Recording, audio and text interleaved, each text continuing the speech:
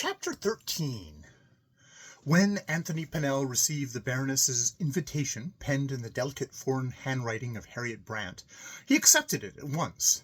Being out of season, he had no engagements for that evening, but he would have broken 20 engagements sooner than miss the chance, so unexpectedly offered him, of meeting in an intimate family circle the girl who appeared to have led his cousin Ralph's fancy astray.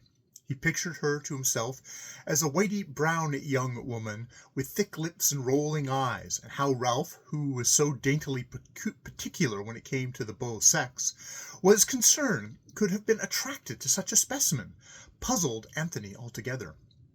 The knowledge that she had money struck him unpleasantly, for he could think of no other motive for Captain Pullen having philandered with her, as he evidently had done. At any rate, the idea that there was the least chance of allying herself with their family must be put out of her head at once and forever. Mr. Pennell amused himself with thinking of the scare he should create at the dinner-table by springing the news of Ralph's intended marriage upon them, all at once. What would the young lady have hysterics, he wondered, or faint away, or burst into a passion of tears? He laughed inwardly at the probability. He felt very cruel over it. He had no pity for the poor quadroon, as Dr. Phillips had called her. It would be better that she should suffer than that Eleanor Layton should have to break off her engagement. And, by Margaret Pullen's account, Miss Brant had been both defiant and insulting to Miss Layton. She must be a brazen, unfeeling sort of girl. It was meet that she be paid the penalty for her foolhardiness. It was in such a mood that Anthony Pennell arrived at the Red House at 5 o'clock in the afternoon, that he might have the opportunity to inspect the collection of china that he had gained him an entrance there. The Baroness had promised to be home in time to receive him, but he was punctual, and she was not. Harriet Brant was loitering about the garden, which was still pleasant enough on fine days in the middle of September, when the news that Mr. Pennell was in the drawing-room was brought to her by Miss Winward. Harriet had been very eager to meet Anthony Pennell, not because she was pining after his cousin, but because her feminine curiosity was strong to discover why Ralph had deserted her, and if he had been subjected to undue influence to force him to do so. But now that the time had come, she felt shy and nervous. Suppose he, Mr. Pennell, had seen Miss Layton meanwhile, and heard all that had taken place between them when she visited the Red House, and suppose she should take Miss Layton's part? Harriet's mind was full of supposes as she turned to Miss Winward and said, "Oh, I can't go and receive him, Miss Winward. Mr. Pennell has come to see the Baroness, not me. Cannot you entertain him until she comes home? She will not be long now." "Her ladyship's last words to me, Miss Brant, were that if she had not returned from the factory by the time Mr. Pennell arrived, you were to receive him, and give him afternoon tea in her stead. I hope you will do as her ladyship desired." "Well, I suppose I must then," replied Harriet, screwing up her mouth with a gesture of dissatisfaction. "But do send in the tea, quickly, please." "It shall be up, Miss Winward, as soon as I can get back to make it. Mr. Pennell seems a very pleasant gentleman. I wouldn't mind if it were you." Miss Winward hurried back to the house as she spoke, and Harriet walked slowly over the lawn towards the drawing-room windows. Anthony Pennell, who had been bending over some rare specimens of old Chelsea, looked up suddenly as she approached, and was struck dumb with admiration. She had improved wonderfully in looks since she had been in Europe, though the women who lived with her continually were slow to perceive it. Her delicate complexion had acquired a colour like that of a blush rose, which was heightened by contrast with her dark, glowing eyes, whilst her hair, by exposure to the rays of the sun, had caught some of its fire and showed ruddily here and there in streaks of auburn. Her figure, without having lost its lithesome grace, was somewhat fuller, and her manner was altogether more intelligent and less gauche than it had been. But the dark eyes were still looking for their prey, and the restless lips were incessantly twitching and moving one over the other. She was beautifully dressed that evening. She had not been in London for a month without finding a way to spend her money, and Anthony Pennell, like most artistic natures, was very open to the influence of dress upon a woman. Harriet wore a frock of the palest lemon color, cut quite plain, but perfect in every line and pleat and fold, and finished off at the throat with some rare lace, caught up here and there with tiny diamond pins. "By Jove, what a beautiful girl!" was Mr. Pennell's inward ejaculation, as he saw her drawing nearer the spot where he stood. It was strange that his first judgment of Harriet Brant should have been the same as of his cousin, Ralph Pullen, but it only proves from what a different standpoint men and women judge of beauty. As Harriet walked over the grass, Anthony Pennell noted each line of her swaying figure, each tint of her refined face, with the pretty little hands hanging by her sides and the slumberous depths of her magnificent eyes. He did not, for one moment, associate her with the idea which had formed of the West Indian heiress who was bent on capturing his cousin Ralph. He concluded that she was another young friend who might be partaking of the Baroness's hospitality. He bowed low as she entered through the open French window, looking as a Georgian or a Kashmir houri might have looked, he thought, if clad in the robes of civilization. Harriet bowed in return, and said timidly, "I'm so sorry that Madame Gobley is not here to receive you, but she will not keep you waiting for more than a few minutes, I am sure. She particularly said that she would not be later than 5 o'clock. "She has left a very charming substitute in her place," replied Pennell, with another bow. "I believe you have come to see the china?" continued Harriet. "I do not know much about it myself, but Miss Winward here will be here in a minute, and she knows the name of every piece, and where it came from." "That will be eminently satisfactory," rejoined Anthony Pennell, "but I happen to be a connoisseur in such things myself. I have 1 or 2 charming bits of old Sèvres and Majolica in my chambers, which I think the Baroness would like to see if she will honour me with a visit to my little place. A lonely bachelor like myself must take up some hobby, you know, to fill his life, and mine happens to be china. Madame Gobley appears to have some lovely Chelsea there. I would like to steal 1 or 2 of those groups on the cabinet. Will you hold the door open me, whilst I run away with them?" At this sally, Harriet laughed, and Mr. Pennell thought she looked even handsomer when she laughed than when she was pensive. "Here is the tea," she cried, nervously, as Miss Winward appeared with the tray. "Oh, Miss Winward, surely Madame cannot be much longer. Have you looked down the road to see if she is coming?" "The carriage has just turned into the stable yard," replied Miss Winward, and in another minute the doorway was filled with the ample proportions of the Baroness. "Hola! Mr. Pennell, and so you've stolen a march upon me," was her first greeting. "How are you?" extending her enormous hand. "Have you been looking at the china? Wait till you've had my tea. I'll show you 1 or 2 bits that'll make your mouth water. It's my hobby. I used to save my pocket money when I was a little gal to buy china. I remember my grandfather, the Duke of... But there, I haven't known you long enough to let you into family secrets. Let's have our tea and talk afterwards. I hope Harriet has entertained you as well." "This young lady," commenced Anthony Pennell, interrogatively. "To be sure, Miss Harriet Brant. Hasn't she introduced herself to you? She's like a daughter to the house to us. We look upon her as one of our own, Gustave and me. Miss Brant from Jamaica. She knew your cousin, Captain Pullen, too, at Heist. We all did, and we're dying to hear what has become of him, for he's never shown his face at the Red House." The murder was out now, and Harriet waited trembling for the result. What did Mr. Pennell know? What would he say? But Mr. Pennell said nothing. He was much too startled to speak. This Harriet Brant, this lovely girl, the quadroon of whom both Dr. Phillips and Miss Pullen had spoken of so disparagingly, of whom they had said that she was not to be fit the wife of any decent man? Oh, they must be fools and blind, or he was dreaming. The Baroness was not slow to see the look upon his face and interpret it rightly. "Are you surprised? You needn't look so incredulous. I give you my word that this is Harriet Brant, the same young lady that knew Miss Pullen and her brother-in-law and Miss Layton over at Heist. What sort of character have they been giving her behind her back?" "Indeed, I assure you, madame," commenced Mr. Pennell deprecatingly, "you needn't take the trouble to tell me any tardy deals about it.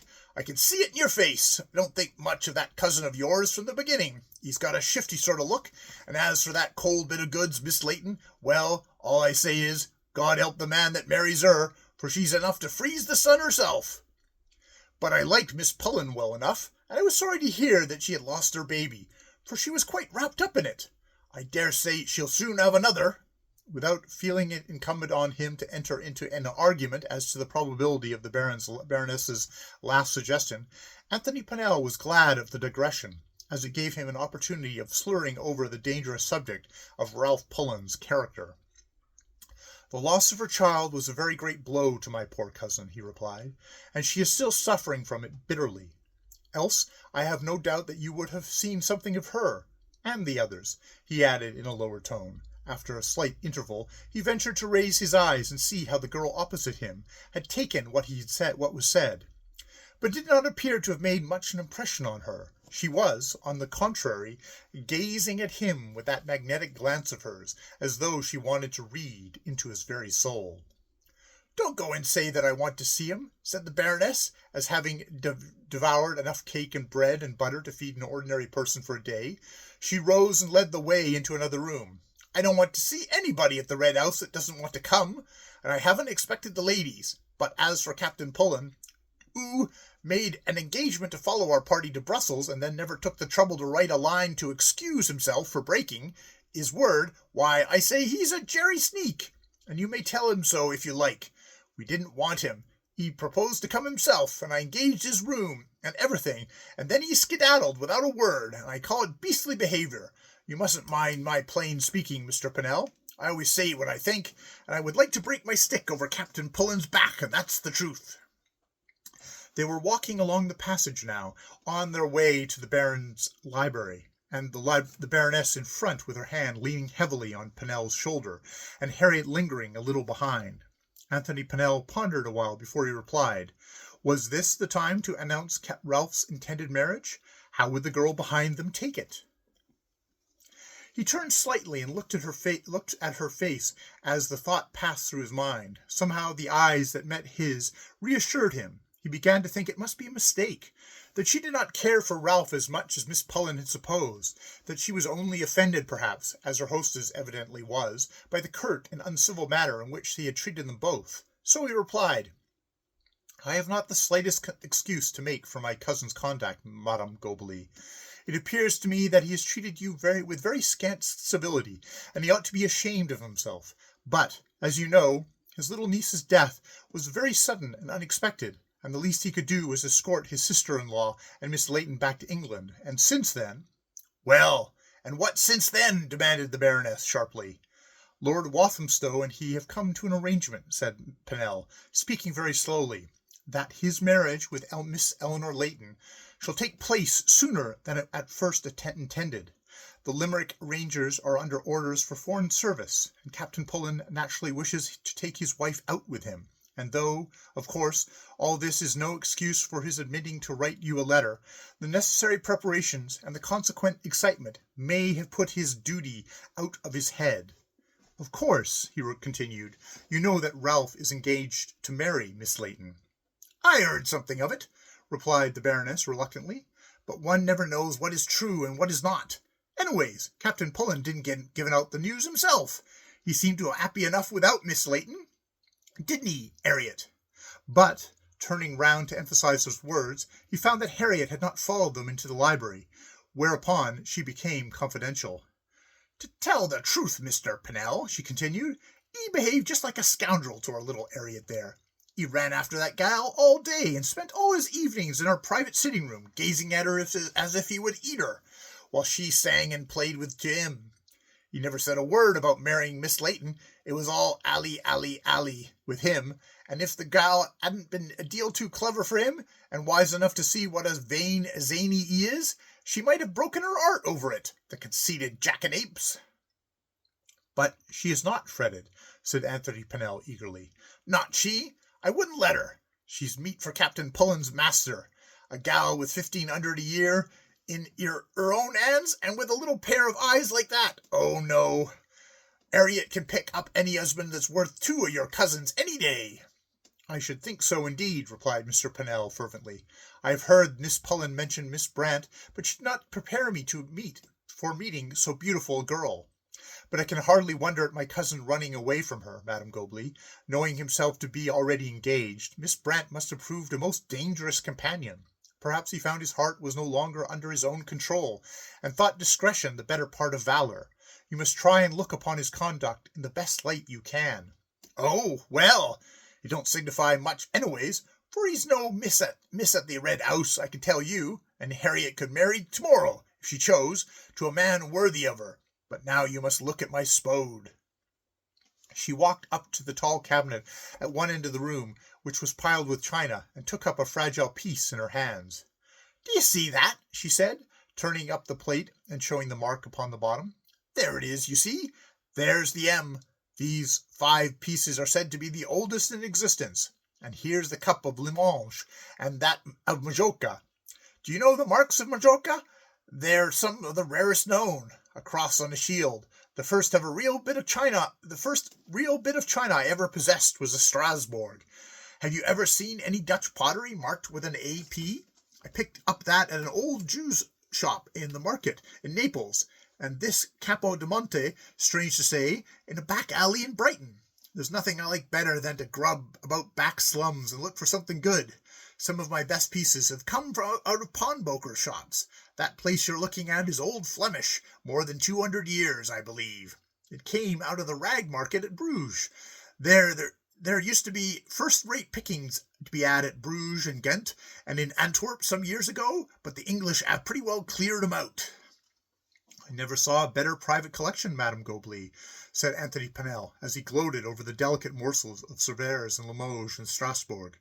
"The Baron should have had the old curiosity and bric-a-brac establishment, instead of anything so prosaic as boots and shoes."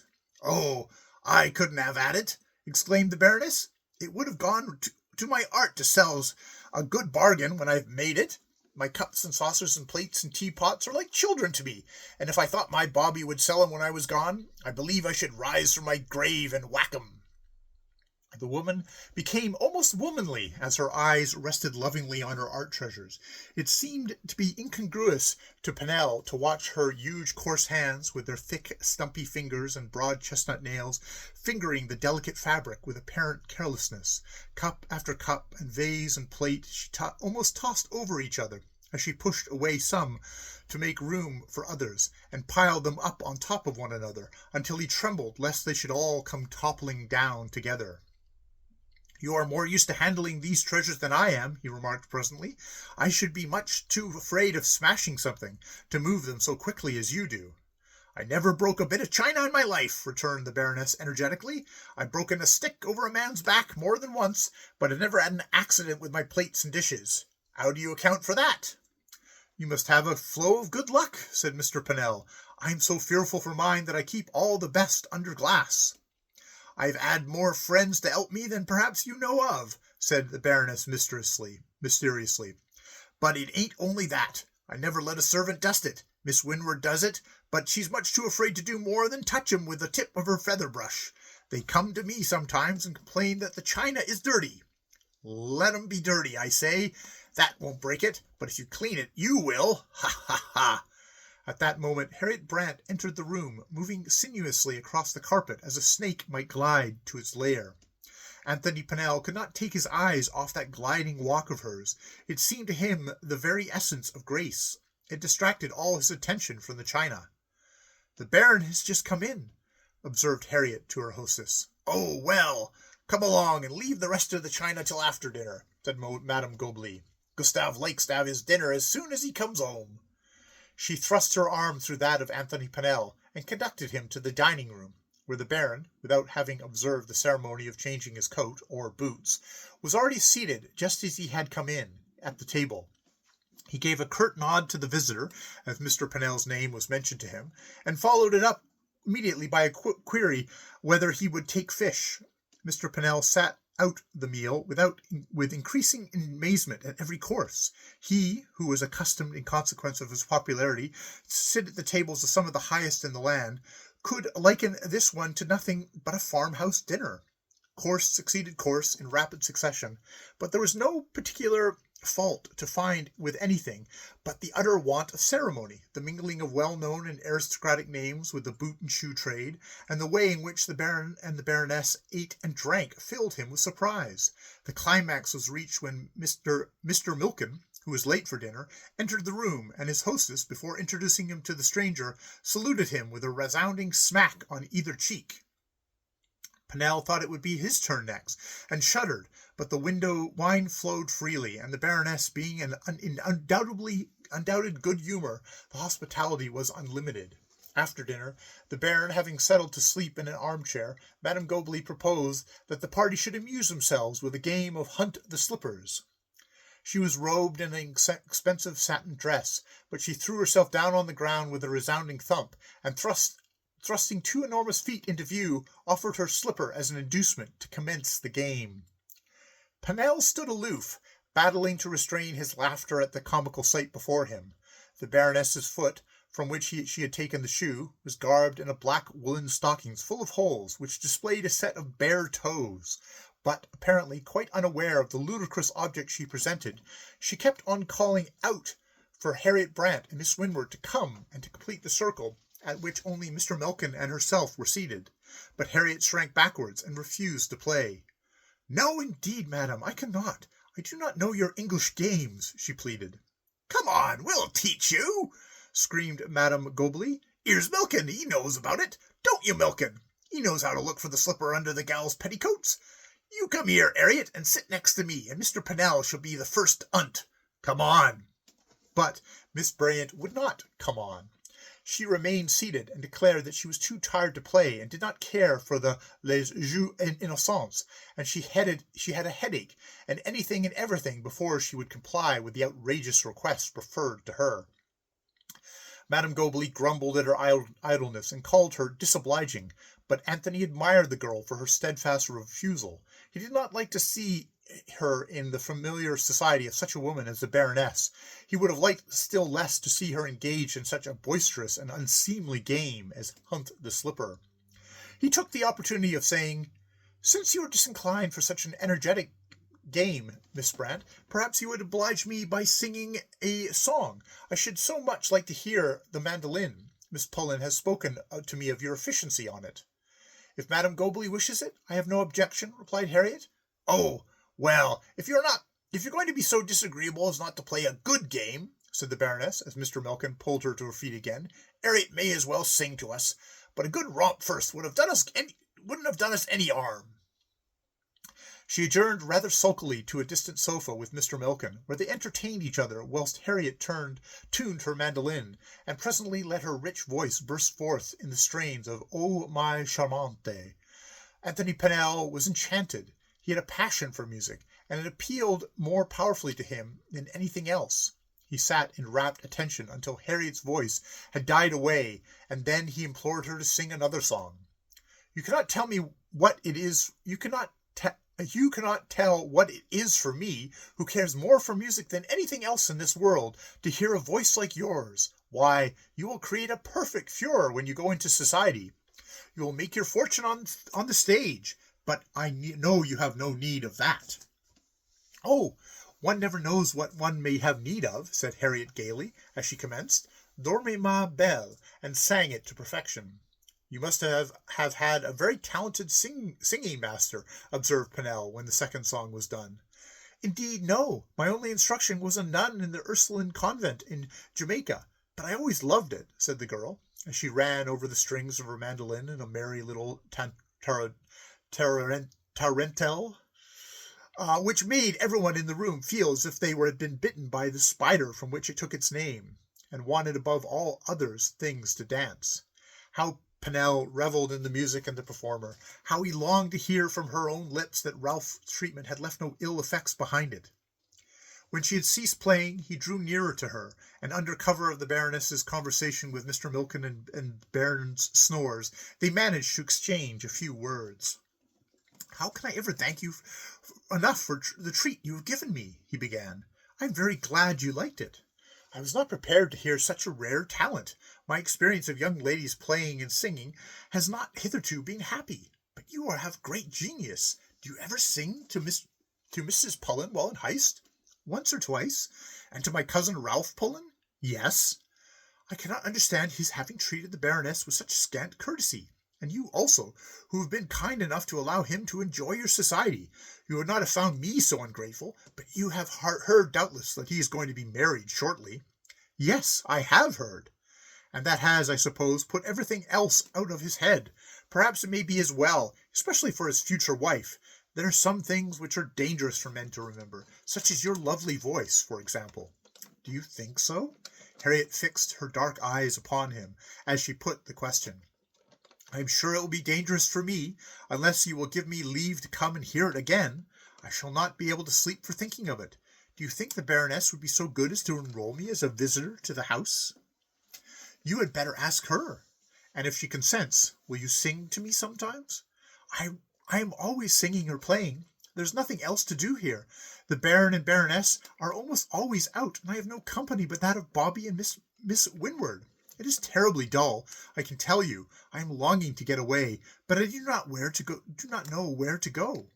Have you no friends in England? No one, except Mr. Tarver, who is my solicitor. That sounds very grim. If you will let me count myself amongst your friends, I shall be so grateful. I should like it very much. I am not so ignorant as not to have heard your name, and know that you are a celebrated man, but I am afraid I shall prove a very stupid friend for you. I have no such fear, and if I may come and see you sometimes, I shall count myself a very happy man. I am generally alone in the afternoon, replied Miss Brant sophisticatedly. In another minute, Mr. Pennell was saying good night to his hostess and asking her permission to repeat his visit at some future time. And if you and Miss Brant would go so far as to honour me, Madame Gobley, as to come and have a little lunch at my chambers in Piccadilly, I shall feel myself only too much in debt to you. Perhaps we might arrange a matinee or a concert for the same afternoon, if it would please you. Will you let me know? And pray fix as early a date as possible, and I may really avail myself of your kind permission to come and see you again. You may be sure that I shall not forget to do so. Good night. Good night, Baron. Good night, Miss Brant. And with a nod to Mr. Milken, he was gone. Ain't he a nice fellow? Worth two of that conceited jackanapes is his cousin, remarked the Baroness as he disappeared. What do you think of him, Harriet? Oh, he is well enough, replied Miss Brant with a yawn, as she prepared to take her departure. He is taller and broader and stronger looking than Captain Pullen, and he must be very clever into the bargain. He's never said a word about his books, exclaimed Madame Gobley. Only fancy. No, he never said a word about his books, echoed Harriet. End of chapter 13 of The Blood of the Vampire.